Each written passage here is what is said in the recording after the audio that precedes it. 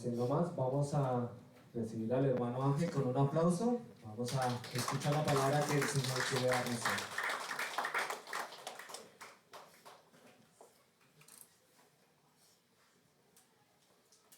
Buenos días, queridos hermanos.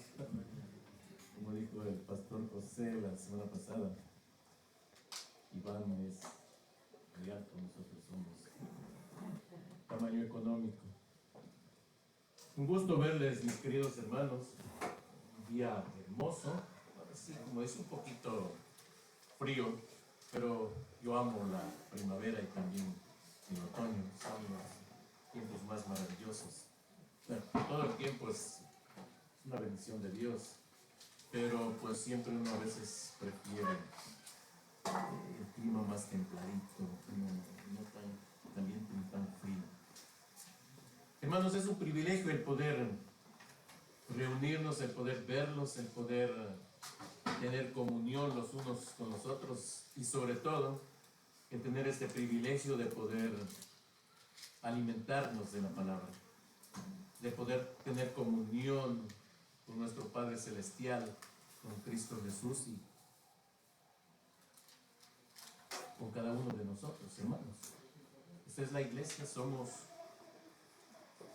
una comunidad de fe, pecadores, y como pecadores, pues ustedes saben, pero esta es la novia amada de Cristo, por quien Él dio su vida. Así es que hoy nos vamos a alimentar con su palabra. Y yo quisiera comenzar haciendo un breve contexto de lo que se trata la historia que vamos a ver hoy, el libro de Ruth. Yo creo que el libro de Ruth, no sé para ustedes, pero para mí es uno de los libros más maravillosos. Es una historia preciosa. Tal vez muchos ya la conocen, o quizá otros no. Sería la oportunidad para refrescar y también para aprender un poquito. Así es que comencemos con esta breve introducción como manera de contexto. Me gustaría que podamos ver un poco la historia que vamos a estudiar el día de hoy. Quizá para muchos es familiar el libro de Ruth, pero no estaría de más, como les dije, que podamos refrescar nuestra memoria y para aquellos hermanos que no están familiarizados, esta será una buena oportunidad para que podamos aprender y al menos tener una idea de qué trata el libro de Ruth. Mis queridos hermanos, el libro de Ruth comienza diciendo que en el tiempo que gobernaban los jueces hubo una hambruna en la tierra. Dios había traído juicio contra el pueblo porque ellos se olvidaron de Dios, vivían como si Dios no existiera y cada quien hacía lo que quería. Entonces surge un varón de Belén de Judá de nombre Elimelech y su mujer Noemí, y esta pareja tenía dos hijos, Maglón y Keilón.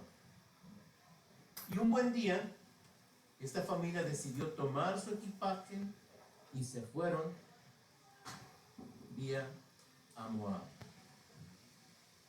¿Cuál es el problema de esto?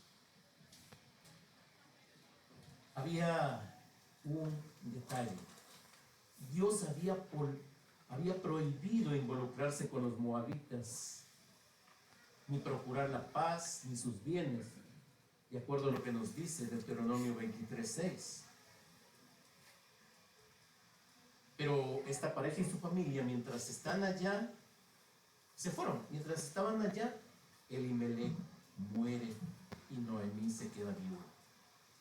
Luego, sus hijos se casan con dos mujeres moabitas, Ruth y Orfa, y años después también mueren Maglón y Keilón y dejan sin descendencia.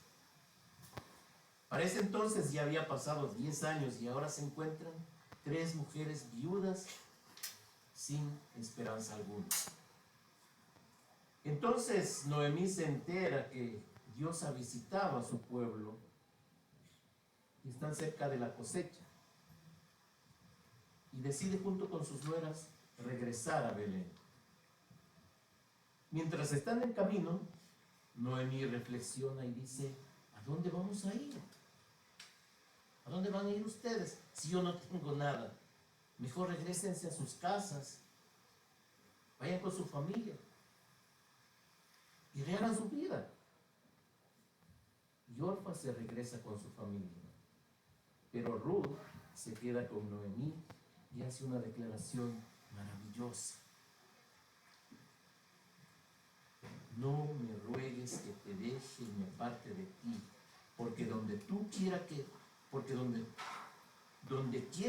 tú fueres, iré yo, y donde quiera que tú vivieres, viviré.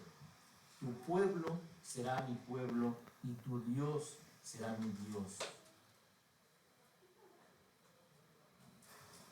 Después de esto, Noemí no dijo más. Cuando llegaron esta pareja, estas dos mujeres, cuando llegaron a Belén, la gente se conmovió al verlas y se preguntaban: ¿no es esta Noemí? Y le respondió: no me llamen Noemí, que significa placentera, agradable, sino llámenme Mara, que significa amargura, porque en grande amargura me ha puesto el Todopoderoso, dice. Noemí había perdido la esperanza y lo que le esperaba era una vida de miseria, y quizá esa fue la razón por la que no quiso que vinieran sus nueras con ella. O quizá Noemí veía como una carga a Ruth y a Orfa, una boca más que alimentar y vestir. Quizás esa sea también la preocupación de muchos de nosotros. ¿Y ahora qué voy a hacer? Y fácilmente nos olvidamos de las promesas de Dios. Noemí las cambió por los pastos verdes de Moab. Quizá nosotros lo cambiamos por el sueño americano. Ruth tenía una perspectiva diferente. Ella juró lealtad a Noemí. Y no solo a Noemí, sino a su pueblo. Pero lo que es más importante y extraordinario es que ella ofreció lealtad al Dios de Noemí.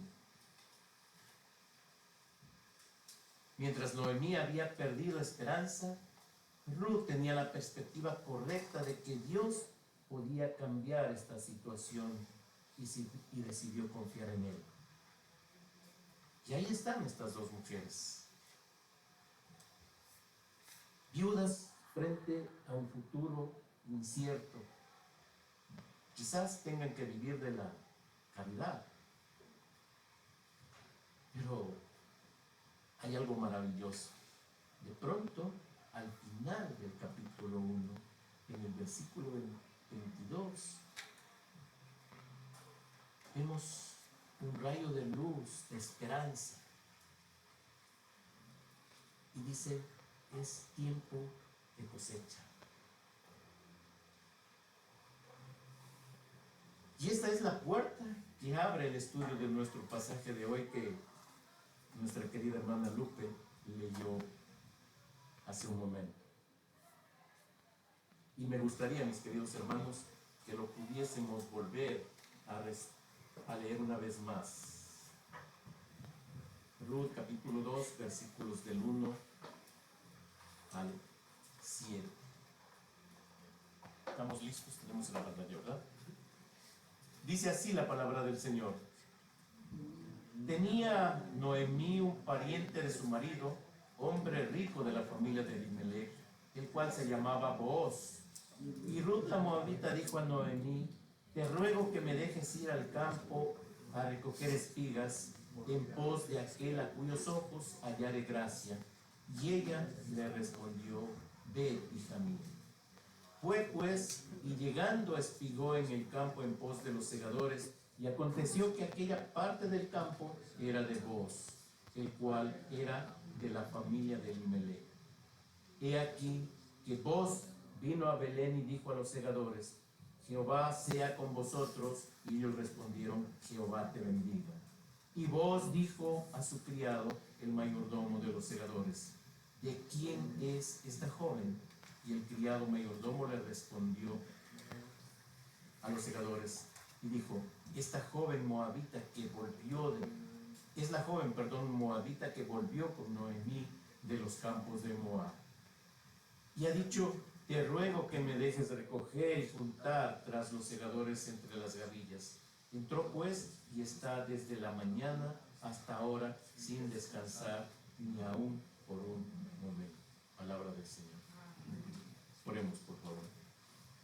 Padre, qué privilegio tenemos, ¿no?, el de poder abrir tu palabra, Señor. El de poder ser edificados, corregidos, confrontados, redargüidos. Pero tu palabra es como esa espada de dos filos que penetra hasta lo más profundo de nuestro ser. Y Padre, te pedimos que en esta mañana esta palabra entre a lo más profundo de nuestros corazones. Que tu Espíritu Santo obre en cada uno de los hermanos que están aquí, Señor, para que tu palabra penetre, sea sembrada y dé fruto, Señor. Y Padre, te ruego que tú uses a este inútil servidor para proclamar tu palabra. Que sea tu Espíritu Santo mismo guiando, Señor. Que sea tu Espíritu transformando vidas, oh Señor. Escóndeme a mí tras la cruz de Cristo y sé tú edificando a tu iglesia. Te lo rogamos en el nombre de Cristo Jesús. Amén. Amén. Entonces, Dios había levantado el juicio que pesaba sobre el pueblo y ahora era el tiempo de la cosecha. El pueblo había pasado del hambre a la cosecha. En contraste, Noemí venía de la prosperidad a la miseria. Mis queridos hermanos, el problema de Noemí no es tan diferente de los problemas que enfrentamos nosotros cuando pasamos por diferentes pruebas. Hay incertidumbre, dolor, sufrimiento, y nos angustiamos y comenzamos a imaginar y a elucubrar cosas que quizás no ocurran, y lo que es peor, comenzamos a cuestionar a Dios. Dios no nos ha dicho que no vamos a sufrir o que no vamos a pasar por pruebas, pero sí ha prometido que estará con nosotros y nunca nos abandonará. Amén. Y entonces, ¿por qué nos afanamos tanto? Hace varios años atrás pasé por una situación difícil y estuve enojado y preocupado. Había dedicado 10 años de mi vida a construir un futuro.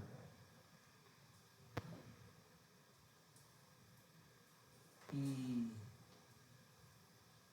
en un momento se acabó todo.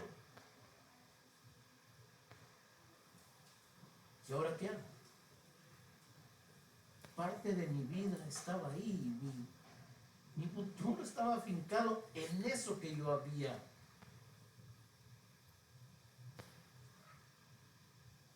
construido. De pronto llega nuestro amado pastor Chun a visitarme, y yo furioso. ¿Usted cree que esto es justo?, le dice el pastor. ¿Usted cree que esto es justo? ¿Y ahora qué voy a hacer? ¿A dónde voy a ir?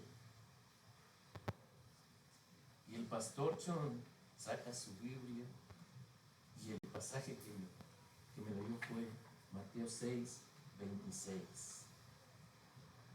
No os afanéis por vuestra vida, qué habéis de comer o qué habéis de beber, ni por vuestro cuerpo, qué habéis de vestir. ¿No es la vida más que el aliento y el cuerpo más que el vestido?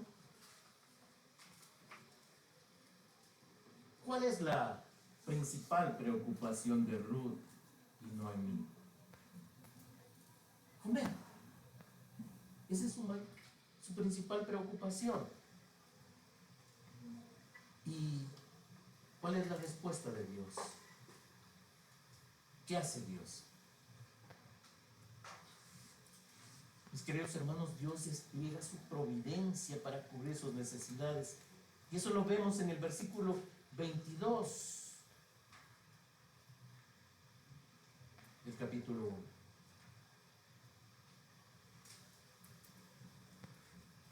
Dice la palabra del Señor así: así volvió Noemí y Ruth la moabita, su suegra, con ella, volvió de los campos de Moab y llegaron a Belén al comienzo de la cosecha de la cebada.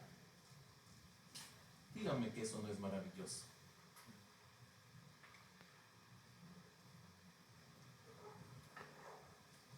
Dios los lleva a Belén en el momento oportuno. Es el comienzo de la cosecha y ellas necesitan comida. Llegan a tiempo, hay comida disponible, es tiempo de la cosecha.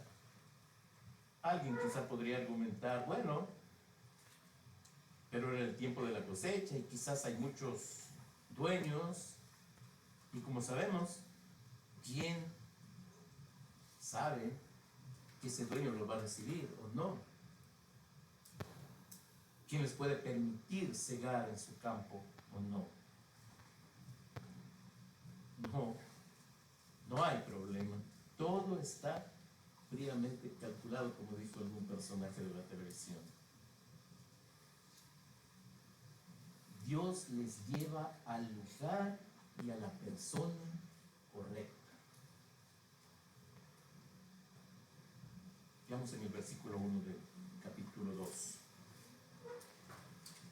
Tenía Noemí un pariente de su marido, hombre rico de la familia de Elimelech, el cual se llamaba Booz. Resulta que Ruth la moabita tenía un pariente de su marido y este hombre era rico y además tenía una cualidad, era bueno. Pero Ruth no sabe nada de este hombre. Sigamos en el versículo 2. Y Ruth la moabita dijo a Noemí: te ruego que me dejes ir al campo y recogeré espigas en pos de aquel a cuyos ojos hallaré gracia. Y ella le respondió: ve, hija mía. Ruth le dice a Noemí: déjame ir al campo a recoger espigas en pos de aquel a cuyos ojos hallé gracia. Ruth no está refiriéndose a vos, naturalmente, sino al dueño, quien quiera que sea, que le permitiera espigar en su terreno. Ella simplemente quiere recoger y llevar algo para su casa. Eso es todo.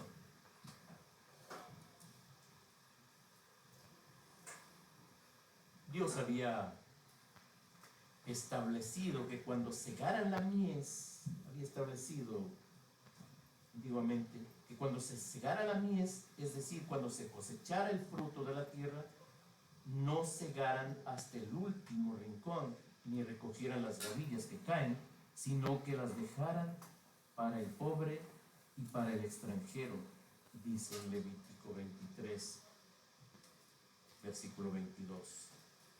Ahora bien, no olvidemos que este era el tiempo de los jueces. Y es en este tiempo, pues, uno de los tiempos más terribles, donde no se respetaba la ley, ni se respetaba a Dios. Cualquiera hacía lo que querían, no le importaba, ¿no? Le daba igual.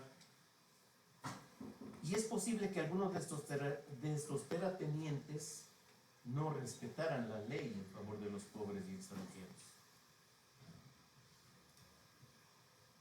Pero Ruth confiaba en que habría alguien temeroso y obediente de los mandatos de Dios. Y claro que lo sabía. Y Dios lo llevó al lugar correcto. Lo vemos en el versículo 3. Fue pues, y llegando espigó el campo en pos de los segadores, y aconteció que aquella parte del campo era de Booz, el cual era de la familia de Elimelech. Entonces, vemos que Ruth fue y espigó en el campo detrás de los segadores, y este campo era de Booz. Versículo 4. Y aquí que Booz vino de Belén y dijo a los segadores: Jehová sea con vosotros. Y ellos respondieron: Jehová te bendiga. No sé si ustedes se dieron cuenta, pero a lo largo de estos versículos vemos una cadena de hechos que aparentemente parecen casuales y fortuitos. Alguien quizá puede decir, bueno, es pura casualidad o coincidencia, pero para nosotros no. Para nosotros no hay coincidencias ni casualidades. Es la soberanía, es la soberana mano de Dios obrando en cada uno de los detalles de todas estas cosas. Es Dios guiando a Ruth, a la persona correcta, en el lugar correcto y en el momento adecuado.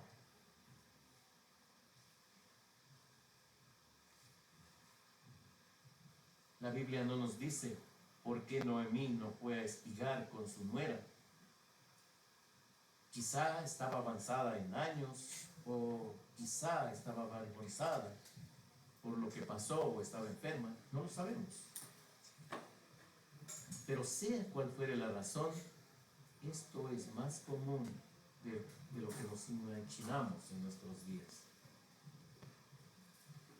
Vivimos en un mundo tan convulsionado que a veces pensamos que Dios nos ha olvidado. Y dejamos de asistir a la iglesia. Y ya no leemos la palabra. Ni buscamos las cosas de Dios. Simplemente nos apartamos. Nos olvidamos del profundo amor con que Dios nos amó, que no escatimó ni a su propio Hijo, sino que lo entregó por todos nosotros. ¿Cómo no nos dará también con Él todas las cosas? Esa misericordia y fidelidad de Dios fue lo que llevó a Ruth a salir de los campos a salir a los campos a recoger espigas. No le importó el calor, ni la dureza del trabajo, ni los peligros a los que se sometía. No olvidemos que ella era una mujer extranjera, pero además era moabita. No tenía quien lo respaldara, ni una tribu a la cual podía acudir. Pero Ruth estaba decidida a conseguir comida para ella y para su suegra. No le importaba el precio que podía pagar. Observemos una vez más el versículo 2. Ruth dice a Noemí: déjame ir al campo y espigar en pos de aquel a cuyos ojos hallaré gracia. Como extranjera, ella tenía pocas razones para pensar que alguien le mostraría favor. Su confianza no estaba en el propietario del campo, sino en la fidelidad de Dios. Verso 5. Y Booz dijo a su criado: y mayordomo de los segadores le preguntó, ¿de quién es esta joven? Continuemos en el verso 6 hasta el verso 7 de una vez. Y el criado mayordomo de los segadores respondió y dijo, es la joven moabita que volvió con Noemí de los campos de Moab. Y ha dicho, te ruego que me dejes recoger y juntar tras los segadores entre las gavillas. Entró pues y está desde por la mañana hasta ahora sin descansar, ni aún por un momento. El mayordomo concluye diciendo que Ruth ha trabajado desde la mañana y no ha tomado descanso, sino solo para beber agua. Era una mujer que estaba entregada a su trabajo. ¿Qué aprendemos de esta historia en este capítulo, en estos 7 versículos? Dios había preparado cuidadosamente toda esta serie de eventos, no solo para proporcionar pan a Ruth y Noemí, sino para todos nosotros al proporcionarnos el pan de vida. Y es que es a través de este linaje familiar, que viene nuestro Señor y Salvador Jesucristo. ¿Qué hubiese pasado si Ruth hubiese obedecido a Noemí y se hubiese regresado junto a Orpa? Pero Ruth decidió confiar en Dios y fue valiente y lo arriesgó todo. Mis queridos hermanos, la verdadera fe busca a Dios, sirve a Dios en los buenos y en los malos momentos, confía en Dios que tiene el control de todo y Él lo hará en su perfecto tiempo y para su gloria. Y habrá momentos difíciles en que uno dice, ya no puedo más. Y como decimos nosotros, queremos botar la toalla. Claro que hay esos momentos. Y quizás muchos de nosotros lo hemos pasado. E increíblemente son esos tiempos malos los que nos fortalecen nuestra fe. Y nos vestimos de la armadura de Dios, que es su palabra, y volvemos a los campos de cosecha confiando en que quizá Dios hará algo grandioso. Allí tenemos a nuestra querida hermana Patricia. Ella es un vivo testimonio de lo que Dios hizo en su vida. Cuando nosotros, incluido yo, tenía pocas esperanzas. Pero no para Dios. Por su voluntad, por su gracia, está con nosotros. Amén.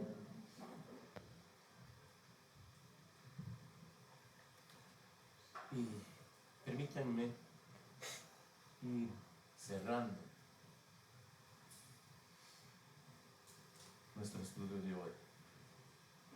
Siglos después, Dios hizo otra obra inesperada e inimaginable. Lo hizo en Belén de Judá al bendecir a una madre con un embarazo milagroso. Y orquestó un censo promulgado por el emperador Augusto César. Y María y su futuro esposo tuvieron que subir de Nazaret, una pequeña ciudad de Galilea, e ir a Belén de Judá para ser censados. Mientras estaban en Belén, María dio a luz a su hijo en los campos de Belén. Y unos pastores que vigilaban a sus ovejas en las noches fueron sorprendidos por un ángel que les dijo: volved a la ciudad de David, la ciudad de Boz, la ciudad de Ruth, y sabrán que ha nacido un Salvador, que es el Cristo, el Señor. Y encontraron al niño envuelto en pañales, acostado sobre un pesebre. El Hijo de Dios acostado sobre un comedero de animales. Y conforme pasaban los años, el niño fue creciendo en estatura, en conocimiento y sabiduría, hasta convertirse en hombre. Vivió una vida perfecta de obediencia al Padre.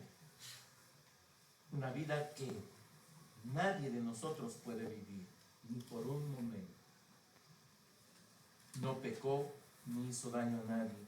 Sin embargo, fue traicionado y condenado a una muerte que no merecía en una cruz.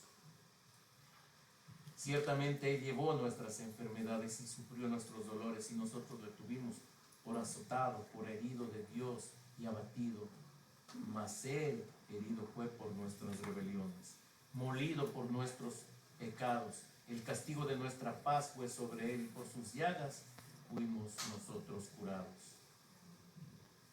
Todos nosotros nos descarriamos como ovejas, cada cual se apartó por su camino, mas Jehová cargó en él el pecado de todos nosotros, dice Isaías capítulo 53, versículos 4 a 6. Mis queridos hermanos, no importa cuánto hayamos fallado a Dios, nosotros podemos hallar gracia ante sus ojos si nos acercamos con fe. Mis queridos hermanos, nuestra mayor necesidad es el perdón del pecado y la salvación que nos lleva a la vida eterna, como dijo el hermano Iván. Él tiene el poder para obrar todo. Él también puede proveer para nuestras necesidades cuando estamos en diferentes pruebas. No importa las circunstancias. No dudes, ve a Él. No renuncies a Dios. No abandones a Dios ni vayas en busca de la felicidad en los campos de Moab. Ven a Jesús, búscalo desesperadamente y vive para Él. Oremos. Padre, qué maravillosa es tu palabra, Señor,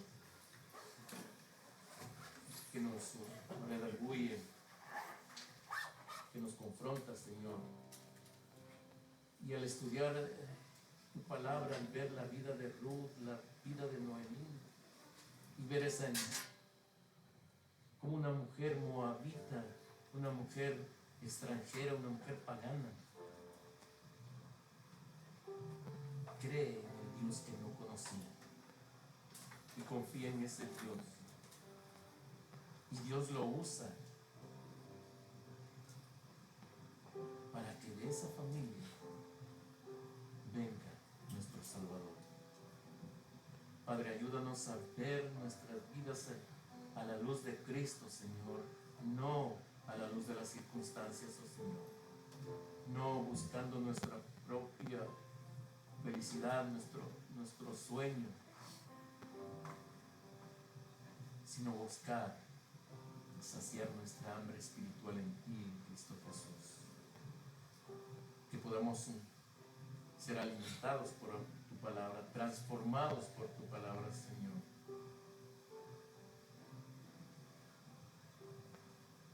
Que podamos ver la hermosura de Cristo Jesús en la cruz.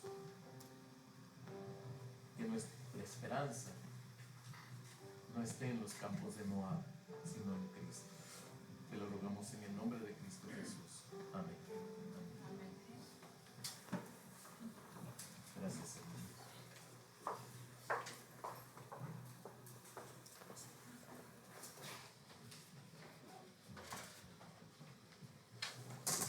Muchísimas Muchísimas gracias, hermano Ángel. Vamos a darle un aplauso al hermano Ángel. Muchas gracias por compartir esa hermosa palabra. Y realmente creo que todos pasamos por esto, ¿verdad? Creo que no hay ni uno solo de nosotros que haya venido a este país con la intención de conocer a Dios, ¿verdad? Pero salimos a buscar pan, como lo hizo Noemí, y Dios nos dio un redentor.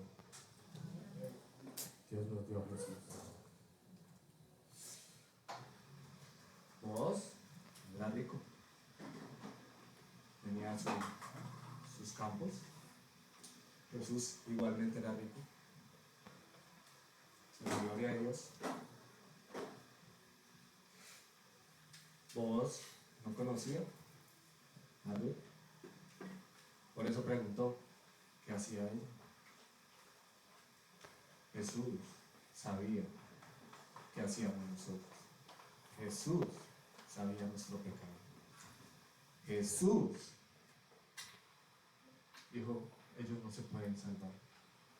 Están buscando pan en otro lado y necesitan un redentor.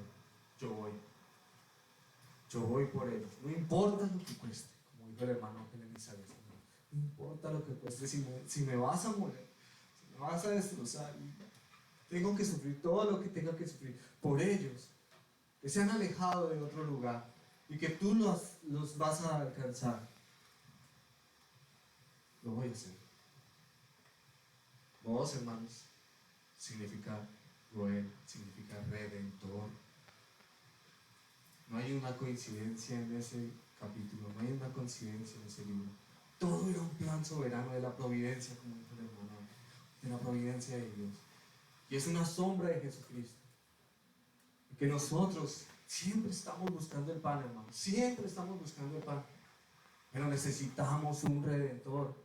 Y qué glorioso, hermanos, qué glorioso que nuestro redentor lo sabe todo, que no tenemos que ocultarle nada. Sabe cuándo nos esforzamos y por qué nos esforzamos. Y aún así dice, ven, no te he abandonado. Yo te dije que estaré contigo hasta el fin del mundo. Si perseveras en la fe, si perseveras enseñando lo que yo te enseñé. Y hermanos, es un llamado a entender las prioridades, que nosotros creemos que necesitamos el pan, que nuestros hogares, en nuestros países necesitan el pan, que necesitan que trabajemos fuerte, sin descanso, como lo hizo Ruth.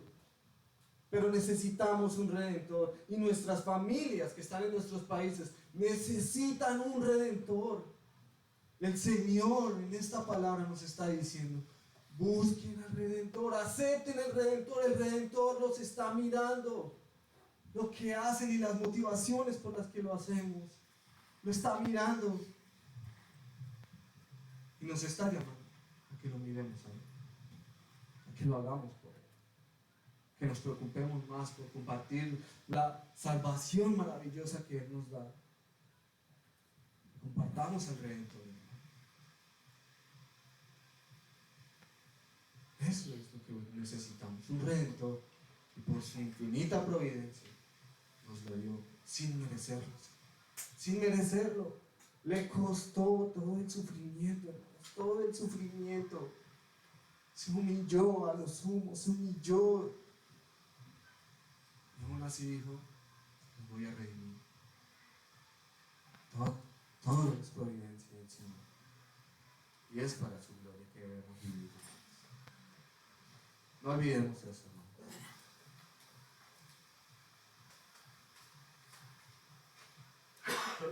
Permítanme orar una vez más, hermanos. Padre, gracias por tu palabra que nos recuerda que más que el pan necesitamos un redentor y que todo es tu providencia, que no hay accidentes en todas las cosas que nos pasan, incluso cuando no entendemos, cuando nos duele, hay un plan redentor detrás de todo, que busca lo bueno para nuestras vidas, incluso cuando no entendamos qué es lo bueno. Señor, te rogamos que en esta mañana no salgamos de aquí con una palabra de motivación o con una cabeza agachada diciendo, sí, pero igual mañana tengo que trabajar, así que, ¿qué puedo hacer? No, Señor, te rogamos que salgamos de aquí decididos a buscar de ti, a tener una relación contigo, a abrazar esa salvación que te costó el precio de sangre de tu Hijo. Y que le demos el valor que merece. Porque no lo merecíamos, Señor. Perdónanos por ser tan ingenuos, tan distraídos, por buscar pan en donde no nos has mandado, Señor. Pero donde sea que estemos, Señor, sabemos que tú vas a usar todo para el bien de los que te aman. Vamos porque sea así, Señor. Que todo sea para tu gloria, Señor. Que nuestras vidas sean una ofrenda agradable y grata delante de ti, Señor. Gracias, Padre Celestial. Todo esto te lo pedimos por los méritos de Cristo Jesús. Amén. Muchas gracias, hermanos. Vamos a orar por las ofrendas y los diezmos. Pues vamos a despedirnos con la oración de despedida, la bendición. Vamos a ponernos de pie, hermanos. Antes de hacer la oración por las ofrendas y los diezmos, hermanos, quiero pedirle el favor a las hermanas, mujeres, damas, por favor, que cuando se acabe el culto, que digamos la visión, se retiren un momento del salón, que me gustaría compartir unas palabras con los hombres, con los varones, así que nosotros les avisamos cuando puedan entrar. ¿Bien? Permítanme orar por las ofrendas. Amado Padre Celestial, cualquier cosa que nosotros segamos, Señor, cualquier cosa que cosechamos, Señor, viene en tu mano y nos bendices abundantemente incluso cuando nosotros por nuestro pecado queremos más. Pero Señor, oramos porque todo lo que hagamos, lo que presentemos hoy, Señor, sea movido por el amor que tú mismo nos diste antes, Señor. Porque tú nos amaste primero por Cristo Jesús, Señor. Porque tú nos lo diste todo por Cristo Jesús. Señor, no permitas que en nuestros corazones haya un espíritu de envidia, de codicia, de orgullo, de avaricia, sino que vengamos aquí presentando una ofrenda grata, en amor, sabiendo que tú la recibes y la usas para el reino, no porque la necesites, sino porque nosotros la necesitamos hacerlo. Te damos gracias, Señor, por este tiempo, por esta oportunidad de poder servir para tu reino. Recibe toda la gloria, Señor, toda la honra y el honor que mereces, porque te lo pedimos en el nombre de Cristo Jesús. Amén. Amén. Y ahora permítame despedirlos en oración. Padre Celestial, tú conoces nuestra entrada y nuestra salida, Señor, y oramos porque seas tú en nuestro camino, seas tú en nuestras decisiones, en nuestro hablar, Señor. Que seas tú quien controla todos los planes de nuestras vidas, que no nos apartemos ni a izquierda ni a derecha de tu santa voluntad, que siempre es buena, Señor. Bendice nuestros pasos y permite que volvamos a nuestros hogares y seamos luz y sal en el mundo, porque te lo pedimos en el nombre de Cristo Jesús. Amén. Vamos a seguir con la visión de la iglesia hispana y nos vamos a despedir. Permítanme.